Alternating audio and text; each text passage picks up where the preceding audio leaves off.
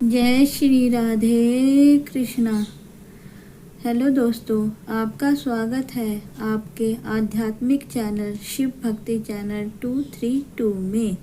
आज हम बात करेंगे राधा अष्टमी व्रत की महिमा। पद्म पुराण के अनुसार क्या खाएं क्या न खाएं, व्रत विधि नियम मुहूर्त आदि के बारे में। तो प्रेम से बोलिए जय श्री राधे कृष्णा। पद्म पुराण के अनुसार राधा अष्टमी व्रत रखने वाले भक्त सभी पापों से मुक्त होकर श्री कृष्ण को प्राप्त करते हैं और उन्हें सुख समृद्धि और मोक्ष की प्राप्ति होती है। राधा अष्टमी का व्रत श्री राजा रानी के जन्म दिवस के उत्सव के रूप में मनाया जाता है और इस दिन की गई पूजा से श्री कृष्ण भी प्रसन्न होते हैं, क्योंकि राधा जी भगवान श्री कृष्ण की जीवन की नियंत्रक मानी जाती है। राधा अष्टमी की महिमा और महत्व। पापों से मुक्ति। पद्म पुराण कहता है कि जो भक्त नित्य राधा का नाम जपता है वह सभी पापों से मुक्त हो जाता है और निश्चित रूप से कृष्ण को प्राप्त करता है। भौतिक और आध्यात्मिक लाभ। राधा अष्टमी व्रत का पालन करने वाले व्यक्ति को समृद्धि, जीवन, सभी बाधाओं से मुक्ति, मनोकामनाओं की पूर्ति और मोक्ष प्राप्त होता है। लक्ष्मी जी की कृपा। इस व्रत के पालन से माँ लक्ष्मी प्रसन्न होती हैं, जिससे धन और ऐश्वर्य की प्राप्ति होती है। कृष्ण की प्रसन्नता। राधा जी की पूजा उपासना करने से भी श्री कृष्ण जी प्रसन्न होते हैं। आध्यात्मिक आनंद। यह व्रत करने से व्यक्ति के मन नकारात्मक विचारों से मुक्ति होते हैं और उसे आध्यात्मिक आनंद की प्राप्ति होती है। पद्म पुराण के अनुसार राधा का प्राकट्य। पद्म पुराण के अनुसार राधा जी राजा वृषभानु गोप और उनकी पत्नी कीर्ति की पुत्री थी। एक यज्ञ के लिए भूमि की सफाई करते समय वृषभानु को राजा को भूमि पर राधा जी मिली थी। उन्होंने उसे अपनी पुत्री के रूप में स्वीकार किया और प्रेम और दया के साथ उसका पालन पोषण किया। व्रत के लाभ। जो मनुष्य भक्ति पूर्वक श्री राधा का मंत्र जप या नाम स्मरण करता है उसे धर्म, अर्थ, काम और मोक्ष की प्राप्ति होती है। राधा नाम स्मरण कदापि निष्फल नहीं हो जाता और यह सभी तीर्थों का फल प्रदान करता है। राधा जी का व्रत रखने और श्री राधा जी का पूजन करने से भक्त सुखी, मानी, धनी और सर्वगुण संपन्न होता है। अब आगे सुनिए राधा अष्टमी की महानता। शौनक जी ने कहा, हे अति बुद्धिमान, हे अति बुद्धिमान, मुझे बताइए कि किस कर्म के कारण मनुष्य इस भवसागर से, जिसे पार करना कठिन है, गोलोक में जाता है। और हे सूत जी, राधा अष्टमी तथा उनके उत्तम महात्म्य के विषय में बताइए। सूत जी ने कहा, हे ब्राह्मण, हे महामुनि, पूर्व काल में नारद जी ने ब्रह्मा जी से यही प्रश्न पूछा था। संक्षेप में सुनिए कि उन्होंने उनसे क्या पूछा था। नारद जी ने कहा, 3-5 हे महापितामह, हे परम ज्ञानी, हे समस्त शास्त्रों के ज्ञाताओं में श्रेष्ठ, हे प्रियतम, मुझे राधा अष्टमी के विषय में बताइए। हे प्रभु, इसका धार्मिक फल क्या है? प्राचीन काल में इसका व्रत किसने किया था? हे ब्राह्मण, जो मनुष्य इसका व्रत नहीं करते उनका क्या पाप है? इस व्रत का पालन किस प्रकार किया जाता है? इसका पालन कब किया जाता है? मुझे आदिकाल से लेकर अब तक राधा का जन्म किससे हुआ, यह सब बताइए। ब्रह्मा जी ने कहा, हे बालक, राधा जन्माष्टमी व्रत का वर्णन ध्यानपूर्वक सुनो। मैं तुम्हें संक्षेप में संपूर्ण वृत्तांत सुनाता हूँ। हे नारद, भगवान विष्णु के अतिरिक्त अन्य कोई भी इसका पुण्य फल नहीं बता सकता है, करोड़ों योनियों में अर्जित ब्रह्म हत्या के समान पाप श्रद्धापूर्वक व्रत करने पर क्षण भर में नष्ट हो जाता है। राधा जन्माष्टमी का धार्मिक पुण्य 1000 एकादशी व्रत करने से प्राप्त होने वाले फल से 100 गुना अधिक है। एक बार राधा जन्माष्टमी व्रत करने से जो पुण्य मिलता है वह मेरू पर्वत के बराबर स्वर्ण दान करने से मिलने वाले फल से 100 गुना अधिक है।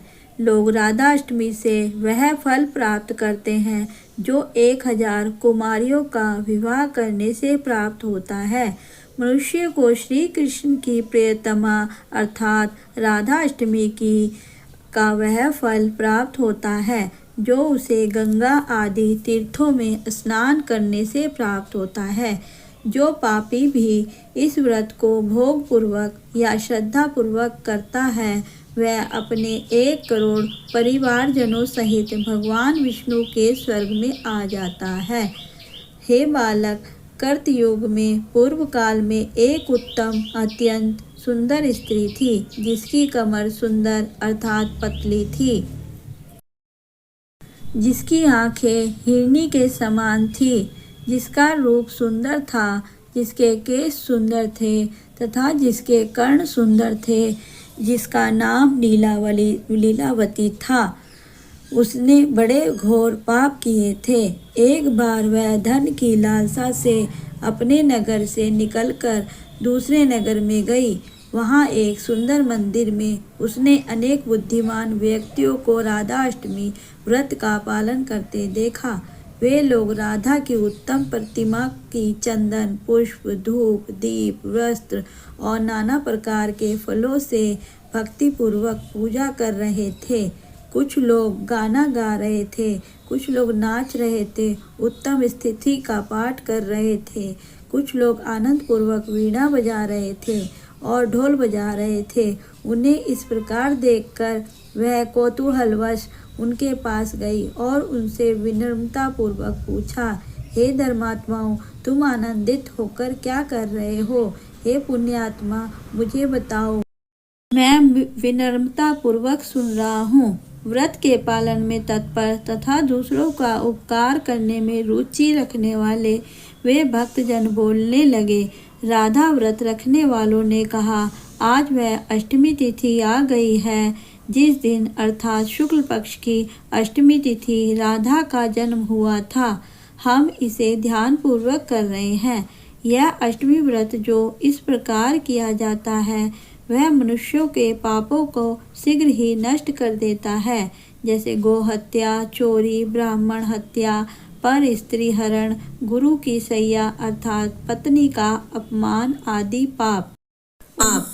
उनके वचन सुनकर और बार बार यह सोचकर कि मैं सब पापों को नष्ट करने वाले इस व्रत का पालन करूंगी, उसने वही व्रत करने वालों के साथ उस उत्तम व्रत का पालन किया। वह पतिव्रता स्त्री सर्प के द्वारा दंश खाकर मर गई। तब यमराज की आज्ञा से पाश और हथौड़े लिए हुए यमदूत वहां आए और उसे बड़ी पीड़ा से बांध दिया। जब वे उसे यमलोक ले जाने को तैयार हुए तब शंख और गदा धारण किए हुए भगवान विष्णु के दूत वहां आए। वे अपने साथ सोने का बना हुआ एक शुभ विमान लेकर आए जिसमें राजसी हंस जुते हुए थे। उन्होंने चक्र के किनारों से पाशों को तुरंत काट दिया और उसे पाप रहित स्त्री को रथ में डाल दिया।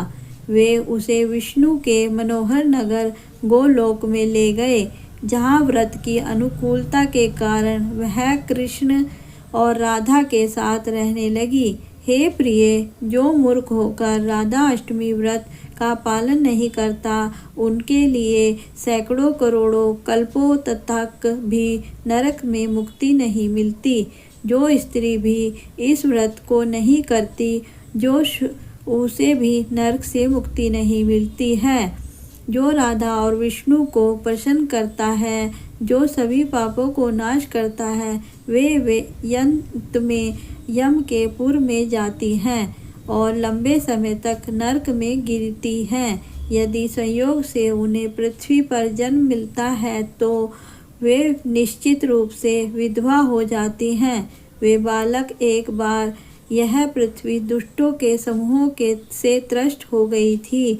वह अत्यंत असहाय होकर गाय बन गई और मेरे पास आई। बार बार रोते हुए उसने मुझसे अपना दुख के बारे में कहा। उसके वचन सुनकर मैं भगवान विष्णु के समीप गया। मैंने शीघ्र ही कृष्ण भगवान अर्थात विष्णु को उनके दुख की तीव्रता बताई। उन्होंने मुझसे कहा, हे ब्राह्मण, देवताओं के साथ पृथ्वी पर जाओ, तत्पश्चात मैं भी उनके सेवकों के साथ वहां जाऊंगा। यह सुनकर मैं देवताओं के साथ पृथ्वी पर आ गया। तब कृष्ण ने राधा जी को उनके लिए अपने प्राणों से भी अधिक महान थी। कृष्ण से राधा ने कहा, अपने प्राणों से महान कहकर उनसे यह वचन कहे, हे देवी, मैं पृथ्वी का भार हरने के लिए पृथ्वी पर जा रहा हूँ, पृथ्वी पर आ जाओ। ये वचन सुनकर राधा भी पृथ्वी पर चली गई। वह राधिका भाद्रपद मास के शुक्ल पक्ष की अष्टमी तिथि को वृषभानु की यज्ञ भूमि में दिन के समय प्रकट हुई।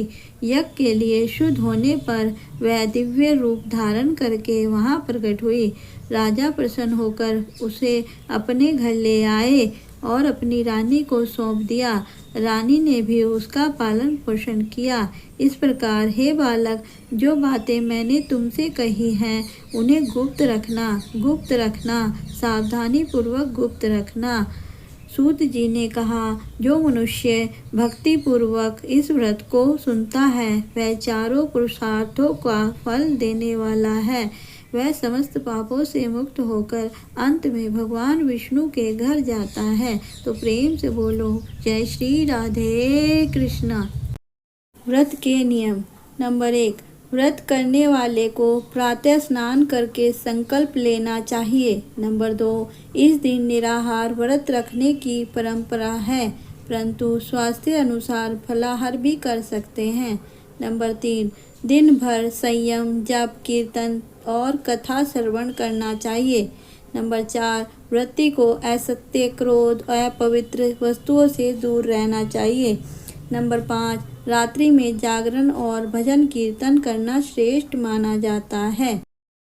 फल, केला, सेब, अनार, अंगूर आदि, दूध, दही, मक्खन, मिश्री, सूखे मेवे, काजू, बादाम, किशमिश, सेंधा नमक से बने व्यंजन जैसे आलू, साबूदाना, खिचड़ी, समा के चावल, नारियल पानी, नींबू पानी, राधा कृष्ण को माखन, मिश्री, पंजरी, खीर का भोग लगाया जा सकता है। क्या नहीं खाना चाहिए, जैसे कि अनाज, चावल, गेहूँ, दालें आदि, प्याज, लहसुन, मांस, मछली, अंडा, शराब, तंबाकू आदि नशीले पदार्थ। साधारण नमक, केवल सेंधा नमक का प्रयोग करें। पूजा विधि। प्रातः स्नान कर राधा कृष्ण के चित्र या विग्रह को गंगा जल से स्नान कराएं। उन्हें नए वस्त्र पहनाकर फूलों से श्रृंगार करें। पंचामृत, दूध, दही, घी, शहद, मिश्री से अभिषेक करें। राधा जी को माखन, मिश्री, खीर, फल और पंजरी का भोग लगाएं। दीपक, अगरबत्ती जलाएं और राधा कृष्ण की आरती करें।